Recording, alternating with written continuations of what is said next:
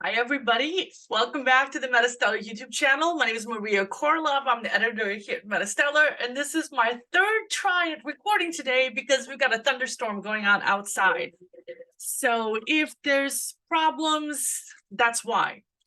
Every Friday we do the Free Friday list of the top free best-selling science fiction and fantasy books on Amazon, so you get some free weekend reading. We get a bunch of our MetaStellar community members helping out, doing reviews. What we do is we read the first few chapters of each book and we tell you what we think of it, because there isn't really any time for us to read the whole book in time for you to get it for free, because these free offers only last a short period of time.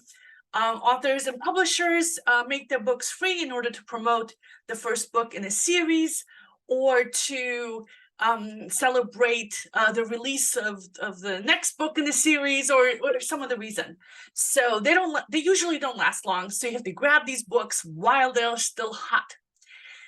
Okay, and the top selling free speculative fiction book on Amazon today is an award-winning story of a teenager bouncing around the metaverse. But before we get to that, we've got 4 other books to talk about. And I also want to thank several people for helping me out today with the reviews.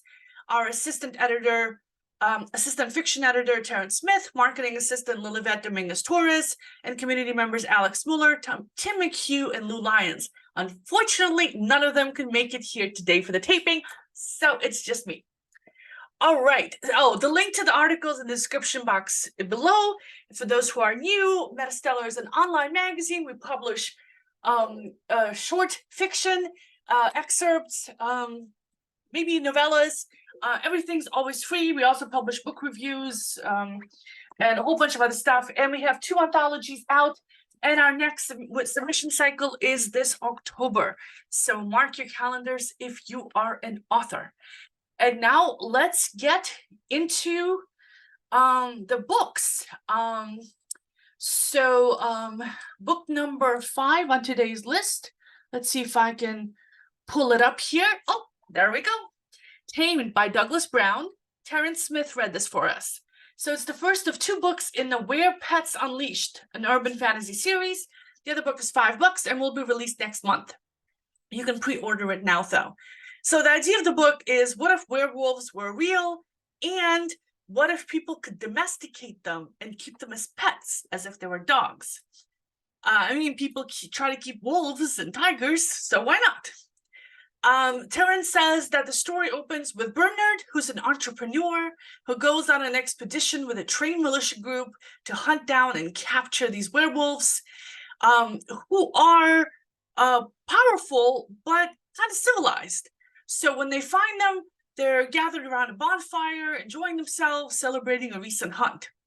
And so the militia slaughters the villagers and captures werewolves. And Terrence says, it sounds like the humans are the real savages here. And then in the next chapter, we find out that there's an underground world of werewolf fighting. And we see this through the eyes of a man who is observing one of these fights for the first time in a glammed out warehouse where a bunch of rich people bet on who wins these fights. And Terrence says this might be uncomfortable for people who love dogs, because there's quite a bit of violence here towards animals, or werewolves, whatever they are. So he says that this is an interesting analogy for human slavery and for the treatment of animals, all rolled into one. Will the werewolves get human rights? Will humans treat them as pets or as people, or both? So Terrence doesn't know if he's going to stick with his story, and he says that animal lovers might find it a little hard to get past all the violence. Next, we have The Ghost's Call by Casey Adams, the first of 5 books in the Afterlife Calls paranormal romance series. The other books are $3 to $5 each, and they're not in Kindle Unlimited. And this is the author's first time on our Free Friday list. Kindle Unlimited is where you pay $12 a month and you read all the books you want. It's a really good deal if you read a lot. You are paying money to Amazon, but a lot of independent authors make a bulk of their money through Kindle Unlimited. So it's a really, really good deal to read a lot of books and the authors still get paid. And I remember, I mean, yes, Amazon is a giant monopoly, blah, blah, blah, but I also love to read books. So anyway, Lou Lyons read this for us, and she says that the author wastes no time in throwing us right into the ghost story. At first, she thought this is going to be one of those paranormal books where there's hints of paranormal activity and mysterious events that build up into a big reveal that it was a ghost. But she says she was pleasantly surprised to find out this is not the case. I mean, we get right into the middle of it, right with the prologue. The mother and daughter, who are the main characters, see a whole bunch of ghosts that apparently only they can see.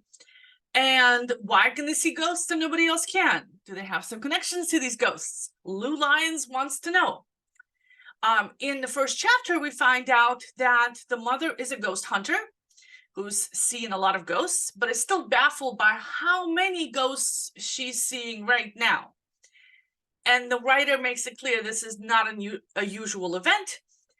And then the other main character is the daughter, Edie, who wants to go ghost hunting with her mother, and the mother doesn't want her to because she's trying to protect her and live a childhood that she herself has missed out on. And of course, Edie reacts like a typical teen. She's stubborn and argues back. And the story is set in a small town in England. And Lou says that she's interested in how the town is going to be incorporated into the story. So the more she reads the book, the more intrigued she's getting into it.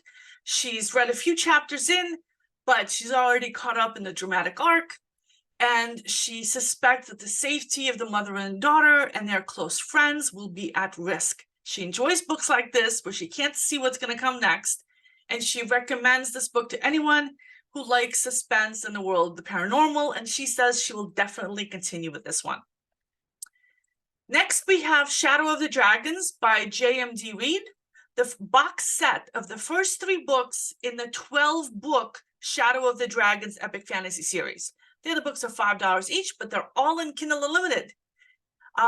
Alex Muller read this for us, and he says that the story begins like a good fantasy should, with a protagonist on a quest to save the people he loves. So he has to run into the ominously named Dark Woods, kind of like Mirkwood from The Hobbit, multiplied by the Ebola virus. And he's going into this place to get some magic mushrooms, medicinal ones. And he says it's got everything that he wants. It's got a diverse set of characters, a brave protagonist who's willing to do anything for his loved ones, a love interest with a mysterious and tortured past, and an evil wizard for a father. And then there's also a hardened warrior rebelling against the gods themselves. Everybody has a fancy name that Alex can't pronounce. There's also familiar and also original fantasy races, including lizard people, underground bug people, and horrifying mutants created when magic infects and corrupts the natural world. There's also a complex magic system based on the divine and the connections to the natural world. And so this comes together to create a really fantastic world. And he says that he's looking forward to seeing how the book goes. All right, next we have the second book on today's top 5 list, I guess we're doing now. Opening Gambit by Tilly Wallace, the first of 5 books in the Tournament of Shadows Gaslamp Romance series. The other books are $5 each, and they're not in Kindle Unlimited. And Lilibet Dominguez Torres read this for us. And she says that this is a magical version of London, of England, where women aren't allowed to do magic. They're killed when they're born if they're born with magical abilities. But Serafina was born and allowed to live. Before that, it was 100 years since a female mage was allowed to keep her powers and live as a mage. Usually they smother them in their sleep so they can pass her powers onto a male candidate. Oh, gross. All right, and Lilibet says that this is messed up, but it also makes the story very interesting right from the start. So for 13 years, Seraphina has lived under the tutelage of Lord Branville, one of the 12 mages of the Mage Council of England, and he sells beauty potions for a living. And for all these years, he's treated her like a servant and downplayed her powers. But what he doesn't know is that she's the better mage of the two of them. So she's about to turn 18 and she's going to claim her freedom and she's going to show everybody. But first, she's got to escape. And Lilibet kind of got stuck right there on how this escape was accomplished. She thought that this story was building up to like a complex, difficult challenge that she'll have to do and with high stakes. And instead, all she does is take off a bracelet that she wears. I mean, it hurt, but she just took it off. And now her powers are there in full, and she can just remove the barrier that's keeping her trapped and go next door to where her friend lives. And so Lilibet says that the stakes sounded high at the beginning, but the resolution of them right at the start kind of killed her interest in the story, so she's not going to be sticking with it. But if you like a historical setting style fantasy where the odds are against the main character and there's magic and there's kind of old-fashioned British stuff happening, you might enjoy this book. All right, then before we go on to the #1 book on this list, I want to thank our Patreon sponsors. Here they are. You can read their names. Thank you guys. This magazine literally would not exist without you, because this is how we pay for all the original fiction that we publish. Like literally, they cover our expenses. So you guys rock, you're awesome. And if you want to join them, you can, there's a link in the description box below, as well as links to all the books and the article that this is based on, where you can read like everything in depth. And now we get to the #1 book on today's list, Max and the Multiverse by Zachry Wheeler. Tim McHugh read this for us. This is the first of 7 books in the award-winning Max and the Multiverse sci-fi adventure series. The other books are $4 each, and this series is not on Kindle Unlimited, but books 4 through 7 are also free today. So if you like things like Into the Multiverse, the Spider-Man movie, pick this up. It's awesome. And you can get the whole series for free today. And this author has been on this list before.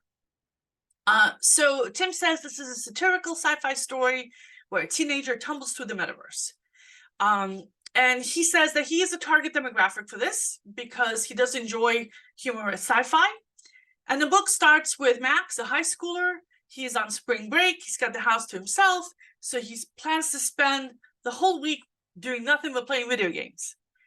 And so he's playing a marathon game. He falls asleep at the keyboard. When he wakes up, his cat can talk. All right, he chats with the cat, and then he goes back to playing video games. Next time he falls asleep and wakes up, he's got flying pterodactyls around. And he realizes that every time he falls asleep, he will wake up in a new universe. So Tim says this is a well-written young adult book, and it might have a pretty fun adventure, but he's not going to stick with it because it's not his exact thing. But if you like a light read that leans toward young adult, you might really enjoy this book. All right. So thank you, everybody, for joining me here today. Subscribe to our newsletter if you want to get this list in your inbox every Friday afternoon. And subscribe to this channel if you don't want to miss any of these videos. And I will see you next Friday. Bye, everybody.